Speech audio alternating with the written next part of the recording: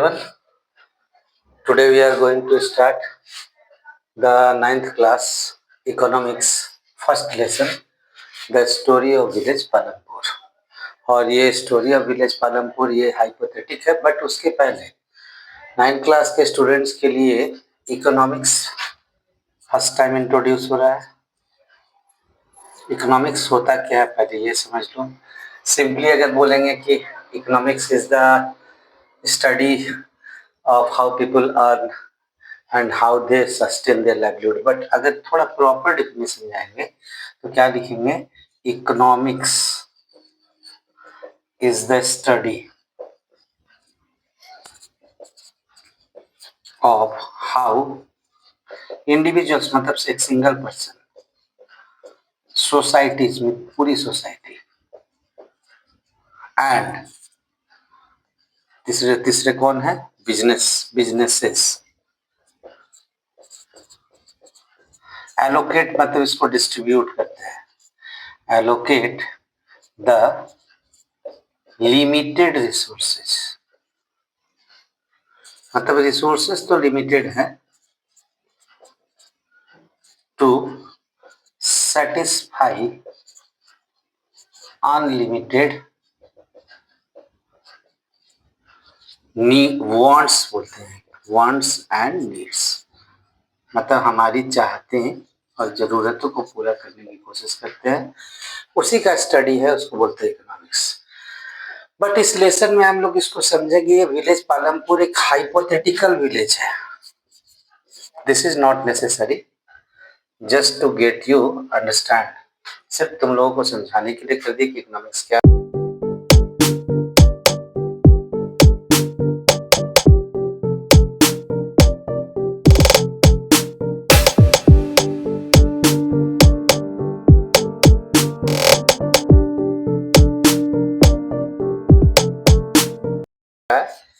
एक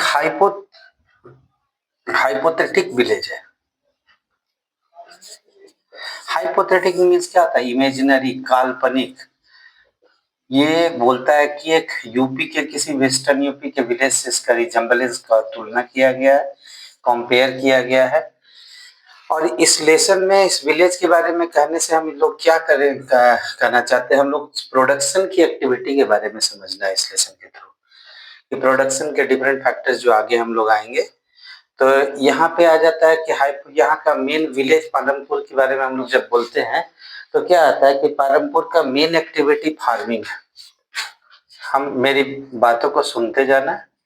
farming main activity है. इसका मतलब ये नहीं है कि यहाँ के लोग सिर्फ फार्मिंग ही करते हैं, और भी बहुत सारे वर्क करते हैं. अदर देन दिस, इसके अलावा क्या है एक्टिविटीज के अलावा? स्मॉल स्केल बिजनेसेज है. स्मॉल स्केल मैन्युफैक्चरिंग हम लोग बोलते हैं इसको. स्मॉल स्केल मैन्युफैक्चरिंग है, मतलब छोटे, क्या बोलेंगे इसमें, पॉलिथीन बनाना. कुछ लोग छोटे जूतों का मैन्युफैक्चरिंग करते हैं, और ये जी तुम्हारे बुक में ये मेंशन नहीं है. डेयरी का काम करते हैं कुछ लोग, गाय भैंस पाल के रखे हैं, डेयरी के अलावा और भी क्या काम है इन लोगों का? ट्रांसपोर्ट तो मेन फैक्टर, टर्शियरी सेक्टर जो आता है, ट्रांसपोर्ट की एक्टिविटी है इसमें. इतना हो जाने के बाद हम लोग आगे बढ़ेंगे स्टोरी ऑफ विलेज पालमपुर में. इसको हम यहाँ से रिमूव करते हैं. और यहाँ क्या, पालमपुर एक नियर बाय विलेज जिसका नाम है रायगंज, जो यहाँ से 3 किलोमीटर अवे फ्रॉम पालमपुर है. और ये वेल कनेक्टेड है. Well means well connected roads, all weather roads. Well connected with all weather roads means जो हम लोग मेटल रोड जानते हैं, पक्की सड़क, ब्लैक सड़क, ऑल वेदर रोड्स. और फर्दर जब जाते हैं ऑल वेदर रोड्स, और साथ ही साथ आगे हम लोग जाते हैं तो क्या आ जाता है वहां पे? Near by town. Near by town है जिसका नाम है शाहपुर। शाहपुर से कनेक्टेड है।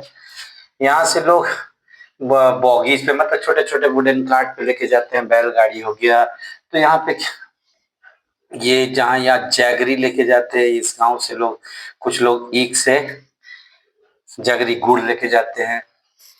और क्या क्या ट्रांसपोर्ट के मीन्स क्या क्या है, बुल्लक कार्ट है, ये तो जानते ही हो। गांव में क्या होता है, बैलगाड़ी होती है, बोगीज है। बोगीज मतलब ये हो जाता है जानवरों को द्वारा खींची जाने वाली गाड़ी। तांगा है जिसको टांगास लिखते हैं, जीप है, ट्रक्स भी जाते हैं, और एक गांव में क्या होगा, ट्रैक्टर भी होगा। ये सारी चीजों का यूज इस्तेमाल होता है वहां पे।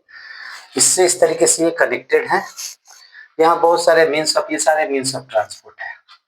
तो ये सारा बात आ गया। उसके बाद बुल्लक कार्ट, बोगीज, टांगा, जीप, ट्रक्स हो गए।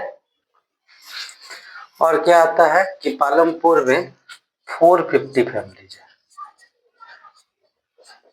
ये इमेजिनरी गांव है। इसमें 80 फैमिली जो है 450 में से अपर कास्ट के लोग हैं।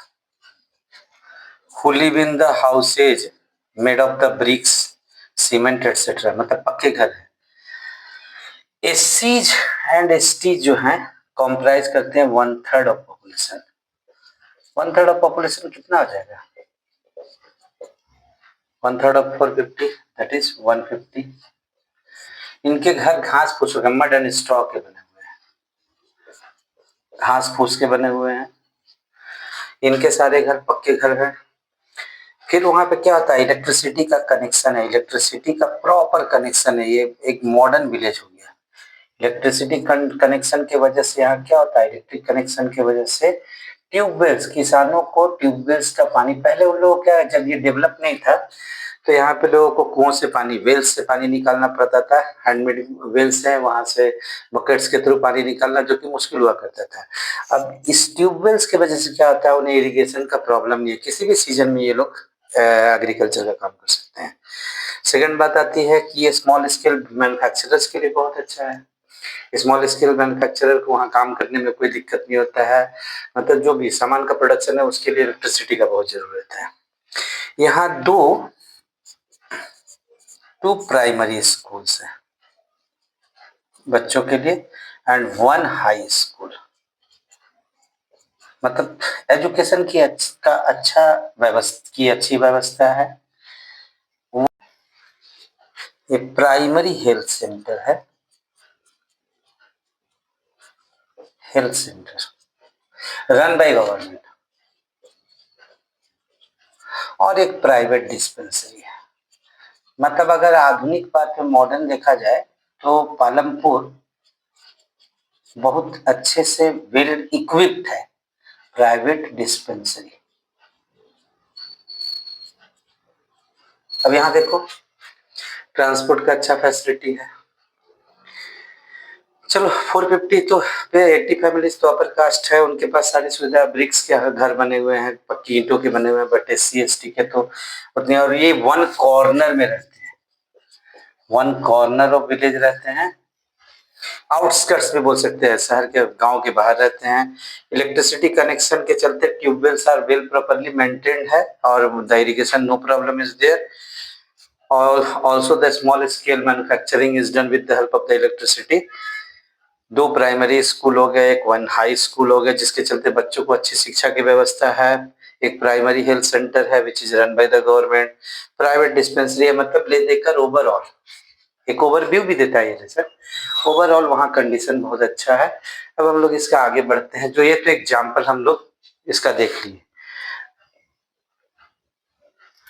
तो ये पालमपुर हमें आइडेंटिफाई कराता है, परिचित कराता है different types, not only the farming activity, also the small scale manufacturing. I have written small SSL, small scale manufacturing। Transport का भी फैसिलिटी है, कुछ लोग ट्रांसपोर्ट का भी काम करते हैं। ये नॉन फार्मिंग एक्टिविटी हो गया। शॉप कीपिंग, ये सब non farming activity, non farm keeping, this is, these all are non farm activity। अब हम लोग आगे बढ़ते हैं। जो हमारा इकोनॉमिक्स से हमें परिचित होना था, आइडेंटिफाइड होना था, तो इसमें आते हैं यही organisation of the production. Organisation blue pen से लिख देते हैं इसको। कैसे ऑर्गेनाइज करते हैं?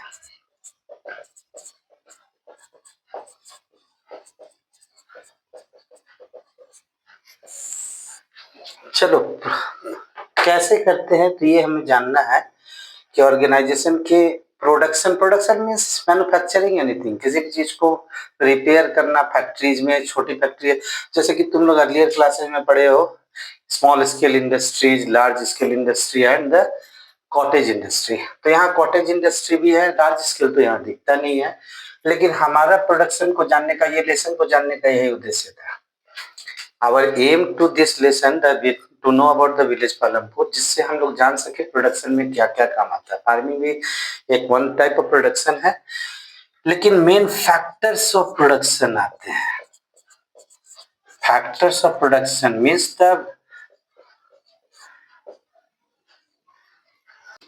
The requirements which are needed, जो जरूरतें हैं, नीडेड हैं प्रोडक्शन प्रोसेस के लिए, those are known as the factors of production. इसमें फर्स्ट आ जाता है लैंड, दूसरा आ जाता है लेबर, याद रखोगे बच्चों। तीसरा हो जाता है कैपिटल, इसमें भी दो तरीके के कैपिटल पढ़ेंगे, फिजिकल कैपिटल और वर्किंग कैपिटल। और लास्ट आ जाता है एंटरप्राइज। और चारों जो हम लोग कॉमन लोग है वही देते हैं। अब सोचो फैक्टर्स ऑफ प्रोडक्शन क्यों इसको बोलते हैं? कहीं भी प्रोडक्शन शुरू करना है तो पहला लैंड चाहिए। क्यों लैंड चाहिए? जैसे हम पढ़ा रहे हैं, अगर मेरा घर नहीं रहता, ये जमीन नहीं होती, लैंड नहीं होता, तो हमको यहाँ तो कोई प्रोडक्शन, यहाँ पे हम पढ़ाने का भी काम नहीं कर सकते थे। अब सपोज एक बड़ी सी फैक्ट्री है, बड़ी सी फैक्ट्री को शुरुआत करना है तो पहला तो लैंड चाहिए होगा। चलो लैंड ले लिए। सेकेंड है लेबर। फैक्ट्री में प्रोडक्शन स्टार्ट करने के लिए अगर पीपल आर नॉट प्रेजेंट, अगर लोग नहीं प्रेजेंट हो तो कैसे होगा? एक चीज खास बात याद रखना है, इकोनॉमिक्स में labour means the person working anywhere. जो आदमी कहीं पे भी काम करता है that is known as the labour. In that sense अमानी is also doing the labour for his company. Capital समझ लो, मनी के सेंस में मनी लगाई जाती है। तो कुछ फिक्स्ड एसेट्स हो जाते हैं जिन्हें फिजिकल कैपिटल बोलते हैं, और एक वर्किंग कैपिटल जो ऑलवेज उसकी जरूरत पड़ते रहती है। इंटरप्राइजेज, ये इंटरप्राइज जिसको एंटरप्रेन्योर भी बोलते हैं। It is one person who combines these all factors, सारे फैक्टर्स को कंबाइन करता है। तुम्हारा सेकंड लेसन आ जाएगा पीपल एज रिसोर्स। तो people human in 8th class also you have studied, तुम लोग 8th क्लास में भी पढ़े हो। People are called the biggest resource because this is the person और पीपल हु ऑर्गेनाइजेज और this who uses all the natural resources. अगर हम लोग देखें पालमपुर की शुरुआत में ही देखें कि ये सारा फार्मिंग एक्टिविटी हो चाहे कुछ भी हो, नेचुरल रिसोर्स को यूज किया जाता है और उसको यूज करके हम लोग प्रोडक्शन प्रोसेस बढ़ाते हैं। और क्यों पालमपुर पढ़ रहे हैं अब चलो यहाँ पे क्लियर हो रहा है ये सारे चीजों की। अब एक एक करके सबको हम लोग वन बाय वन डिस्कस करते हैं। तो चलो ये तो लैंड हो गया, लैंड हो गया। लेबर, लेबर जो होते हैं जो people who are required to do the work, और ये ऑर्गेनाइज सारे वर्क को करते हैं। इसमें दो तरह के हो जाते हैं, स्किल्ड वर्कर्स भी हो जाते हैं मीन्स हु आर एक्सपर्ट, और दूसरे हो जाते हैं unskilled workers means workers who are doing the work anywhere either in the field, खेतों में, और in the industry, these are known as the labour. Capital को हम लोग फिजिकल कैपिटल भी बोलते हैं, और फिजिकल कैपिटल में होता है फिक्स्ड कैपिटल।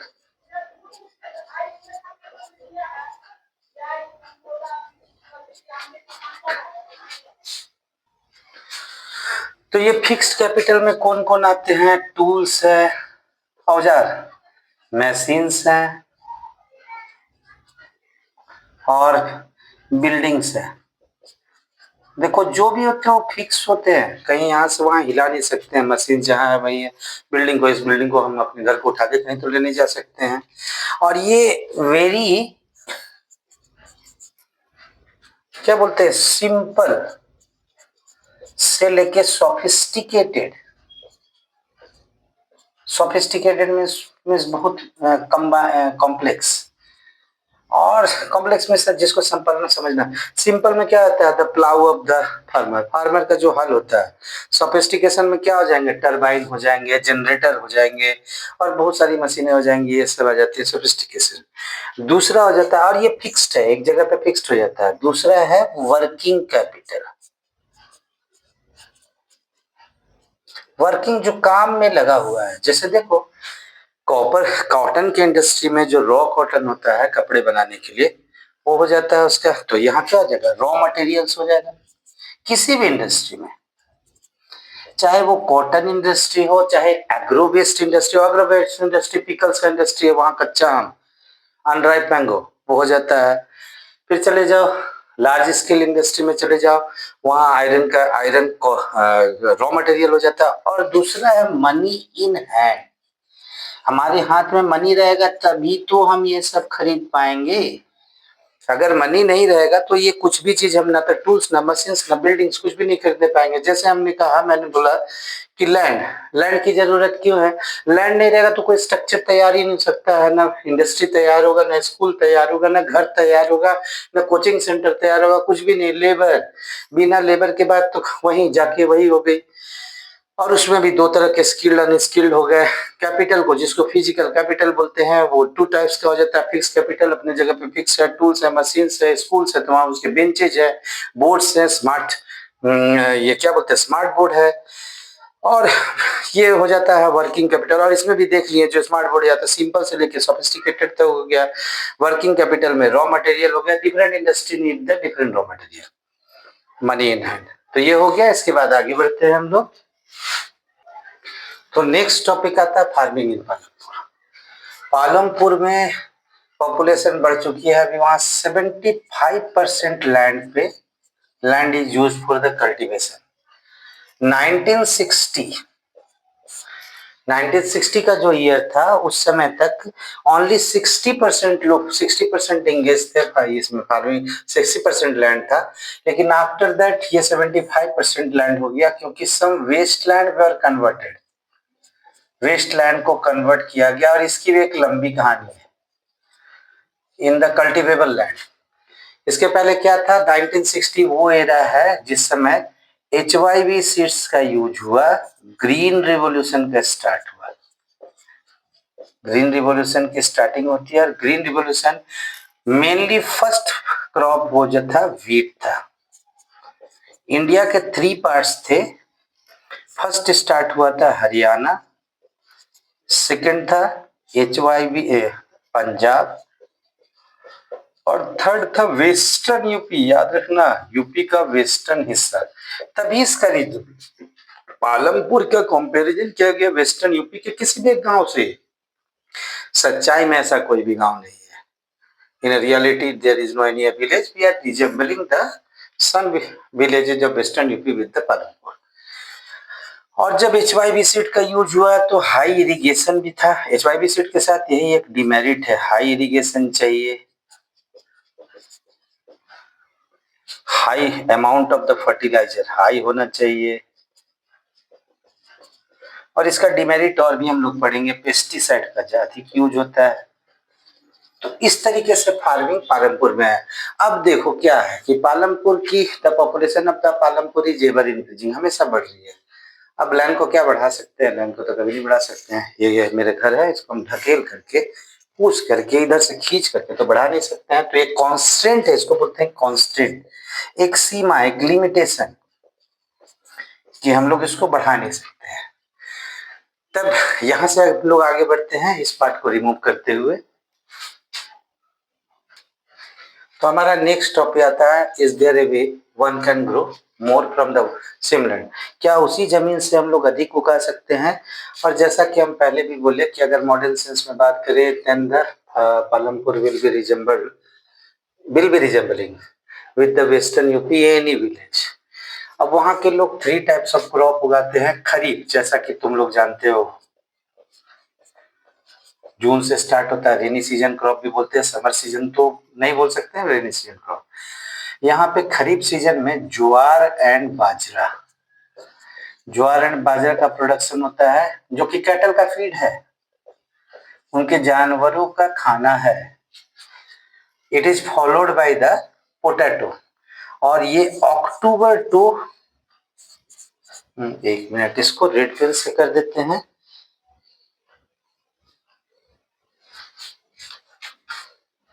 रेड और ब्लू का यूज करते हैं। October and December potato. और इसके बाद ब्लू से लिख देते हैं रवि क्रॉप। रवि क्या होता है? Winter season crop. Winter season में यहाँ पे ये लोग क्या उगाते हैं? वीट का प्रोडक्शन करते हैं।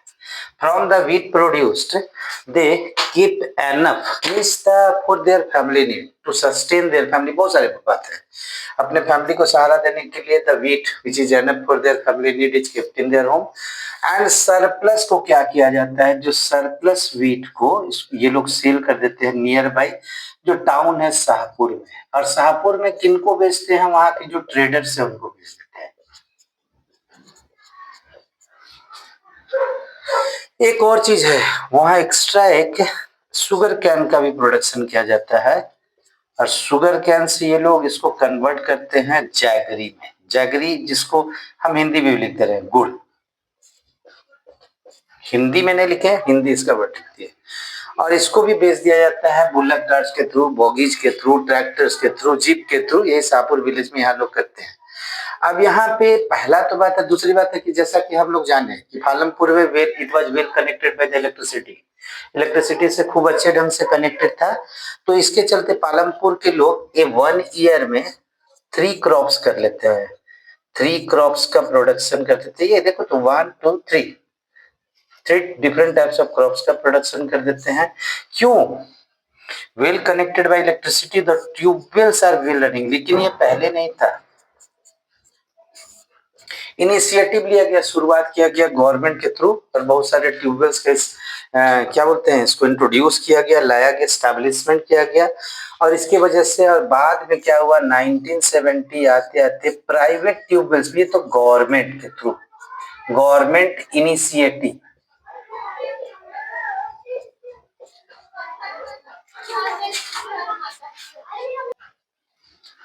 तो कुछ लोगों ने मिड 1917 तक प्राइवेट ट्यूबवेल्स इंस्टॉल किया।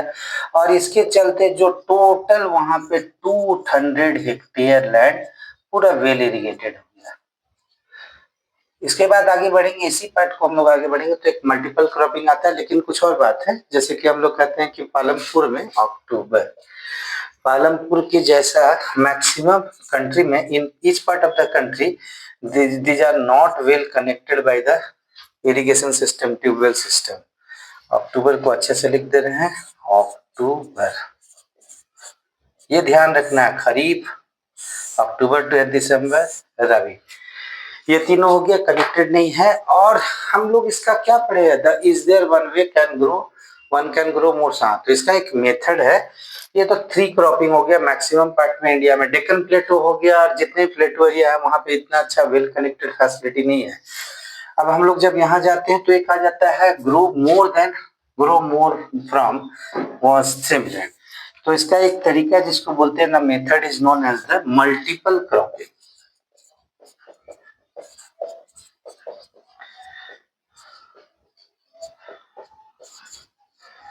growing more than one crop।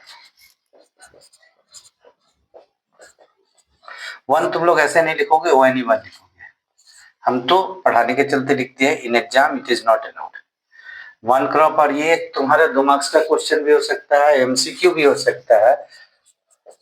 Multiple cropping, growing more than one crop on the same patch of land, on the same field भी बोल सकते हैं, on the same patch of land और field, इसको बोलते हैं multiple cropping. Multiple many cropping, crops, बहुत सारे क्रॉप्स उगा लिए। तो ये हो जाएगा तुम्हारा तरीका हो गया कि कैसे हम लोग उगा सकते हैं। तो क्या है यहाँ पे, all farmers grow at least 2 main crops, कम से कम 2 ग्रुप उगाते हैं। और थर्ड है, बहुत सारे ग्रो करते हैं पोटैटो, थर्ड क्रॉप। तो मल्टीपल क्रॉपिंग हो गया। ये कल्टीवेटेबल एरिया है ओवर द ईयर्स है।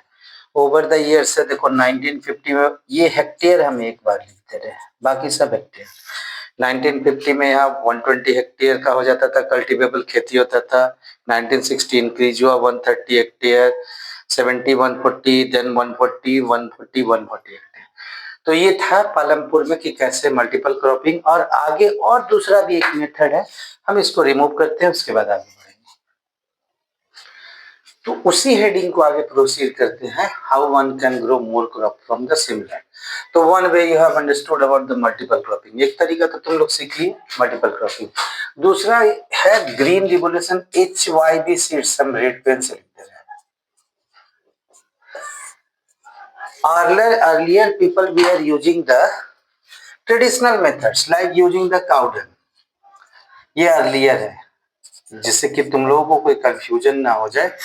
Earlier cow dung was used, traditional seeds where used, but till mid 1960।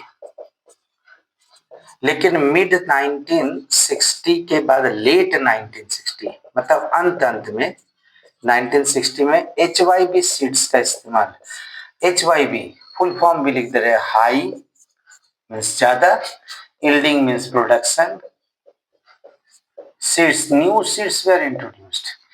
But एक डिमेरिट है HYV, HYS हम लिखते हैं, इसको HYV कर देते हैं।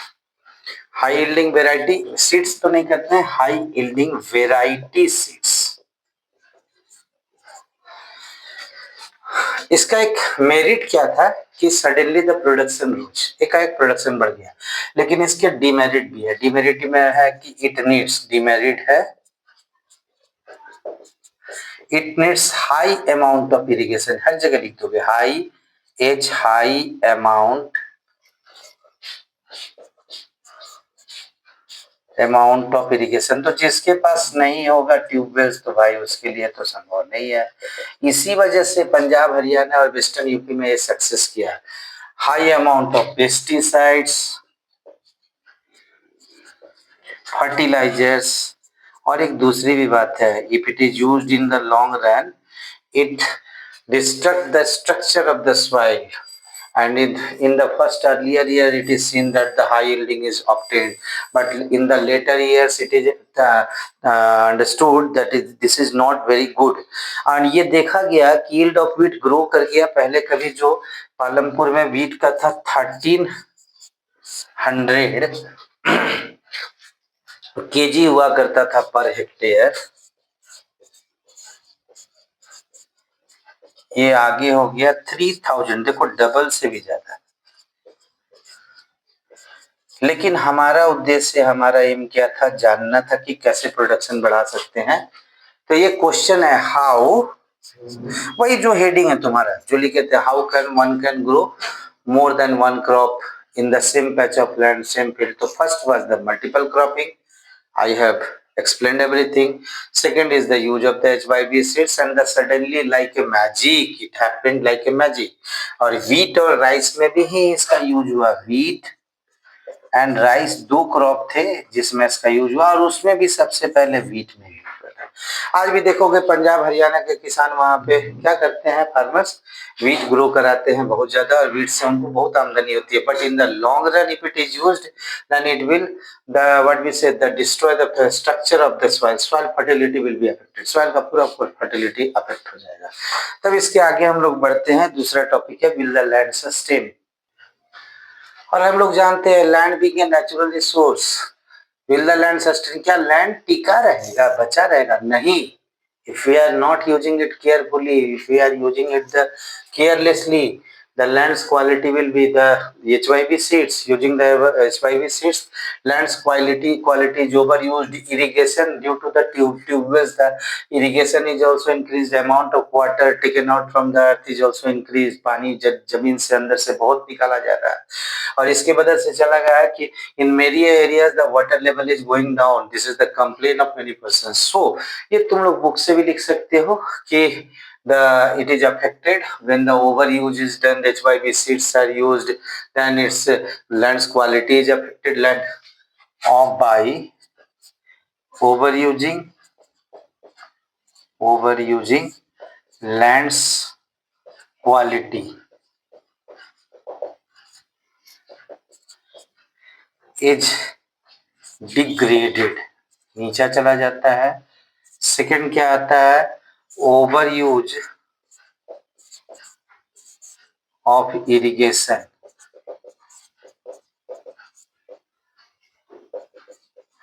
यूजिंग ट्यूबवेल्स, ट्यूबवेल्स की मदद से अगर आते हैं तो क्या होता है, water level goes down, causes water level to go down.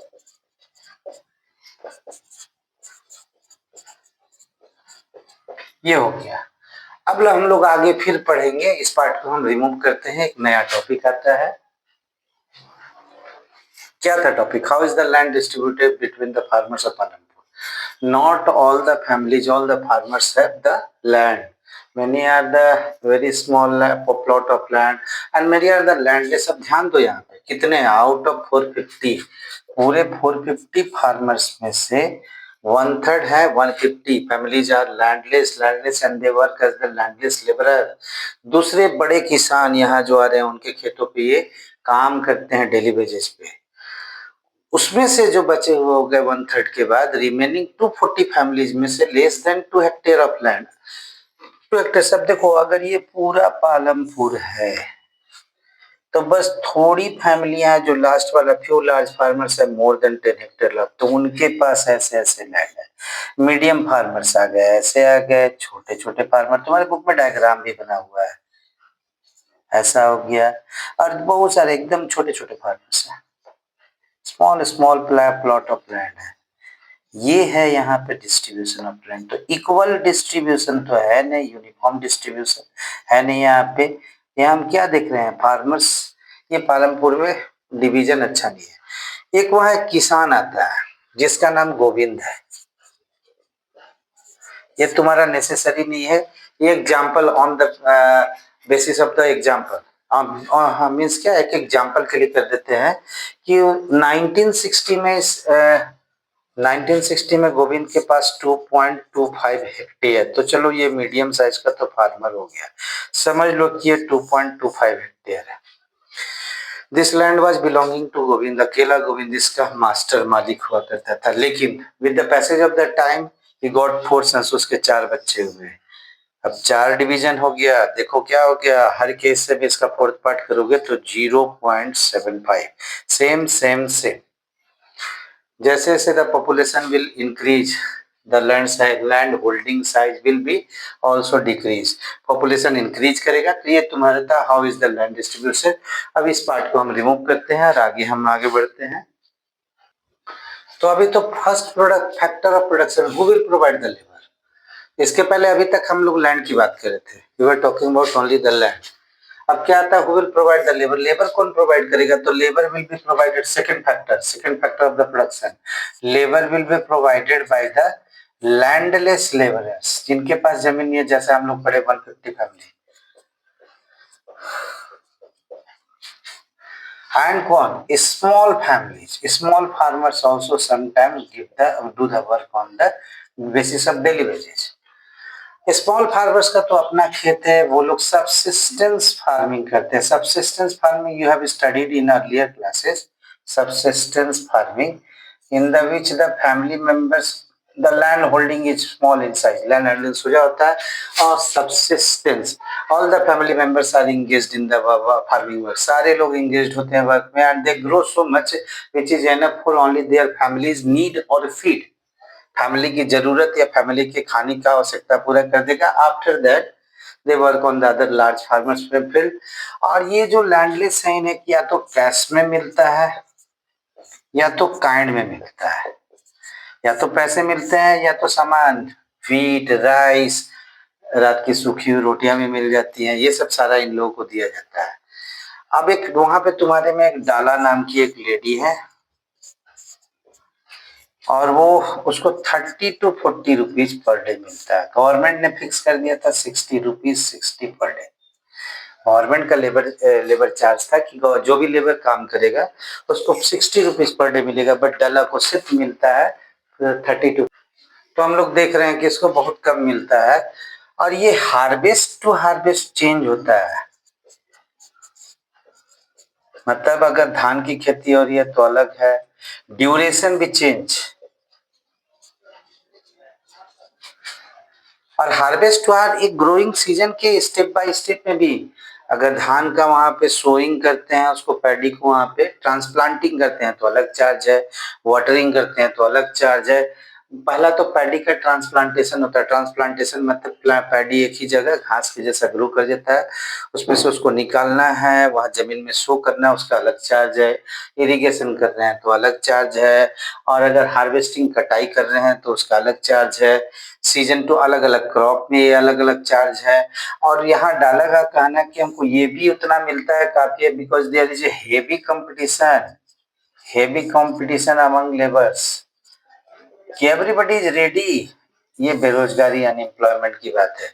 Unemployment इतना है कि every person many person are in queue, लाइन में लोग तैयार खड़े हुए हैं कि हमको काम मिले, कि हमको काम मिले। तो ये तुम्हारा हो गया who will provide the labour, तो labour will be provided by the landless labourers. हम यहाँ से हट जा रहे हैं, तुम लोग को पूरा स्क्रीनशॉट का मौका है। स्मॉल फार्मर्स और small farmers do the subsistence farming. अब अगला टॉपिक हमारा आता है, इसको हम रिमूव करते हैं कि capital needed in the farming. तो हमारा टॉपिक है the capital needed in the farming. Capital money, पूंजी कहाँ से आएगा, तो अब कैसे अरेंज करते हैं। Agriculture modern farming methods need a great deal of the investment. बहुत सारा इन्वेस्टमेंट का जरूरत है, क्योंकि इनपुट्स खरीदने, इनपुट्स जैसे कि हम यहाँ लिख दें, inputs pesticide, fertilizer, the modern seeds. तो इसके लिए स्मॉल फार्मर्स को बोरो करना पड़ता है अरेंजिंग कैपिटल के लिए। They borrow from either the large farmers or the traders who are coming in the village at very high interest। और तुम्हारा एक वहां पे कहानी भी है, सविता नाम की लेडी है, and she has a small plot of land, about 1 hectare land is there, and she is arranging the money from the local 1 minute। तो उसको सीड्स के अलावा besides the seeds she has to purchase fertilizer, pesticides, etc. So for which she needs the money, and she arranged the capital 30,000 rupees from the Tejpal Singh, one large farmer is there, and he gives the loan at very high interest rate। ये interest rate है 24%। देखो 24% per annum rate है पूरे वर्ष का, तो सोच लो अभी 2% पर मंथ हो जाएगा। और अगर हम बैंकों में जाएंगे, इसको बोलते हैं आगे 10th क्लास में तुम लोग पढ़ोगे अनऑर्गेनाइज्ड। अनऑर्गेनाइज्ड तो नहीं पढ़ोगे, informal loan, informal sector loan है। तो आज बैंक में हम लोग जाएंगे तो मैक्सिमम 10 to 11% पड़ता है, और इसको अगर डिवाइड करोगे तो 0.75 या 0.8% पर मंथ हो जाएगा। लेकिन इन्हें लेना पड़ता है, और वो कंडीशन पे भी काम करती है कि I will pay the interest also, I will work on your field on the condition of 35 rupees per day base, मतलब रोज 35 रुपए मजदूरी पर काम करोगी। मीडियम एंड लार्ज फार्मर्स को तो अपना खुद का सेविंग है, उनको अरेंज सेविंग से कैपिटल अरेंज कर लेते हैं, और ये इतने इनके पास पैसे हैं कि इतना करने के बाद उनका सरप्लस, जो हमारा अगला टॉपिक हो रहा है, क्या सरप्लस आता तो क्या करते हैं। सोचो तुम्हारे पास सरप्लस आएगा तो क्या करोगे, एक्स्ट्रा मनी आएगा तो या तो तुम उसको कहीं बैंक में सेव कर दोगे, अगर तुम्हारा बिजनेस माइंड है तो बिजनेस करना चाहोगे, ये भी यही करते हैं। पहले इसको रिमूव कर देते हैं, इसका अगर चाहो तो स्क्रीनशॉट ले। तो टॉपिक आता है हमारा sale of surplus farm products. अब यहाँ पे दो नाम आया था, एक सविता आई थी और एक गोविंद के सन, जिनके पास पर सन के पास गोविंद। इनका इतना ही होने पाता है कि समटाइम्स वो लेस भी हो जाता है, it is enough only for their needs. और जो लार्ज फार्मर और small farmer like Tejpal Singh,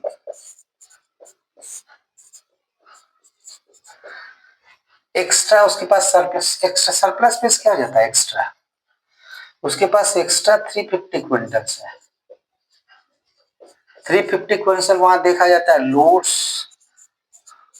loads of carts भरे भरे हुए हैं, गेहूं भर भर के जा रहे हैं। पहले रायगंज नियर बाई गांव में जा रहे हैं, उसके बाद वहां से शाहपुर चले जा रहे हैं, जैगरी भी जा रहा है, बहुत सारी चीजें जा रही है। और ये क्या हो रहा है, सरप्लस का उसके पास मनी आएगा, मनी आया मीन्स कैपिटल आया, कैपिटल अरेंज हो गया।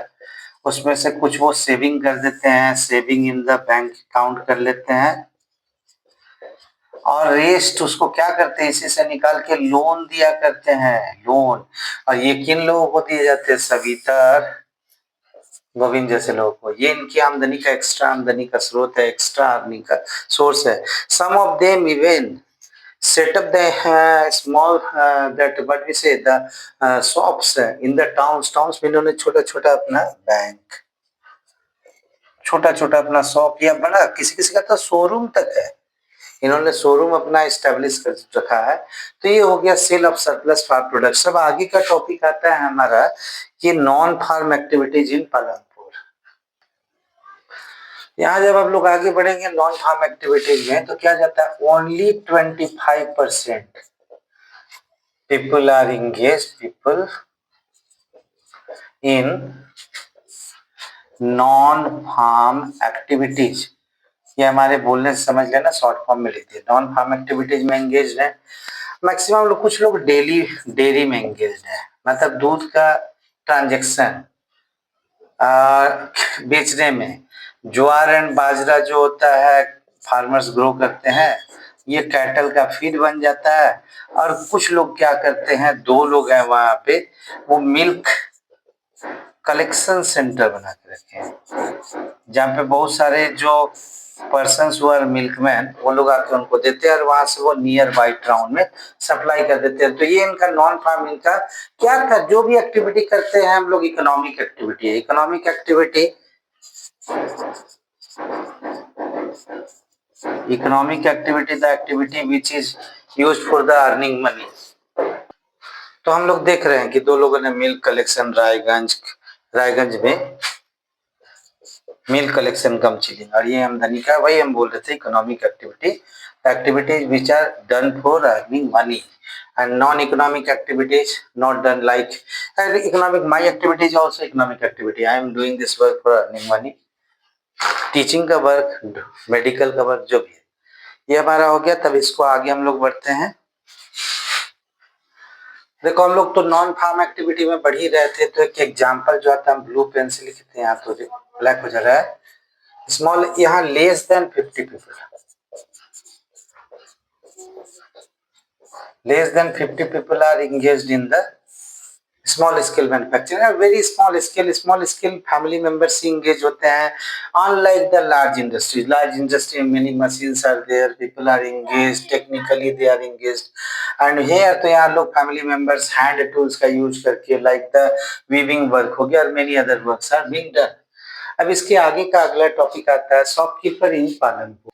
तो हम लोग 1 बाय 1 एंड की तरफ जा रहे हैं। शॉपकीपर्स यहाँ बहुत सारे लोग नहीं है, पीपल इन्वॉल्व इन ट्रेड में है, not many people are engaged. यहाँ के लोग क्या करते हैं, होलसेल मार्केट नियर बाई जो रायगंज टाउन है, होलसेल मार्केट से होल में पूरा होलसेल से वहाँ अधिक मात्रा में बिग अमाउंट में सामान ले आता है, यहाँ बेचते हैं। यहाँ पे क्या है, स्टेशनरी का शॉप भी है। स्टेशनरी जब भी आएगा तो pen, pencil, book etcetera, eraser.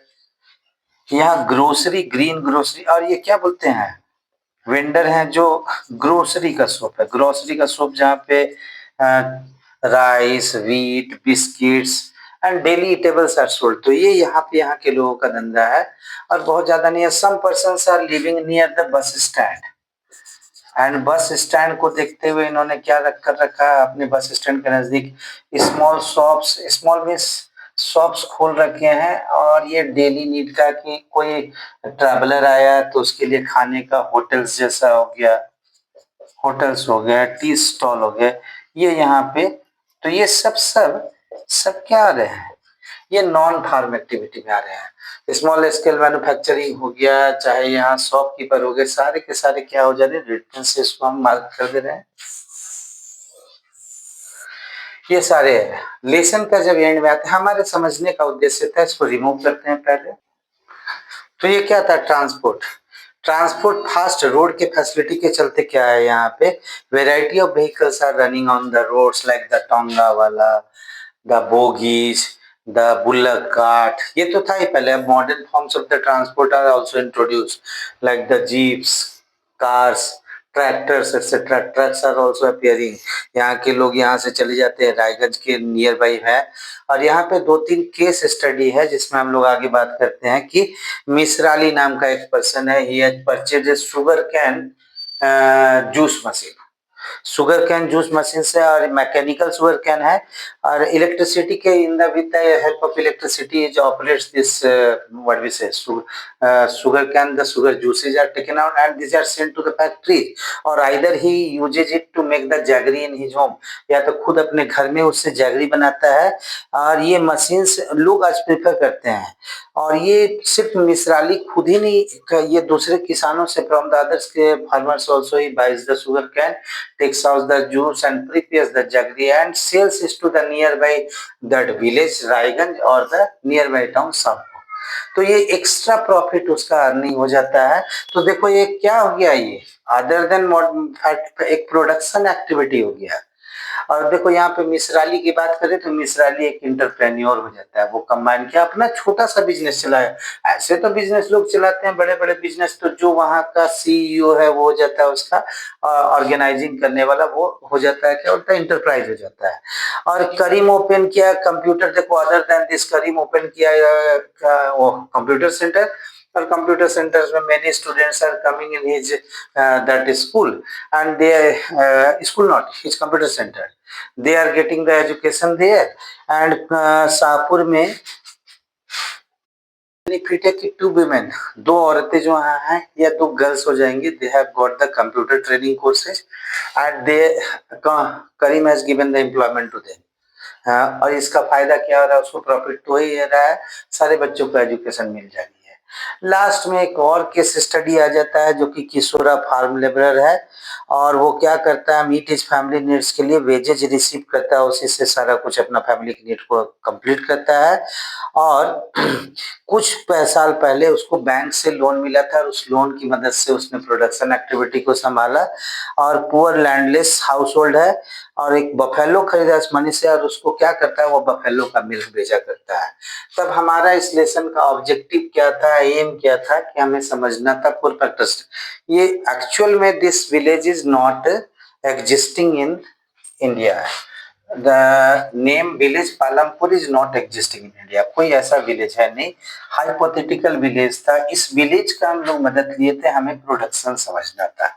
Production में लास्ट में भी एक बार लिख दे रहे हैं, प्रोडक्शन के 4 फैक्टर्स हो जाते हैं, लैंड हो गया, लेबर हो गया, कैपिटल हो गया, कैपिटल में भी 2 हो गया, फिजिकल कैपिटल और द वर्किंग कैपिटल, और लास्ट हो जाता है एंटरप्राइज और entrepreneur, the person who brings all the things together, combines all things to start the production, जो person होता है entrepreneur, he starts the enterprise, he is no enterprise।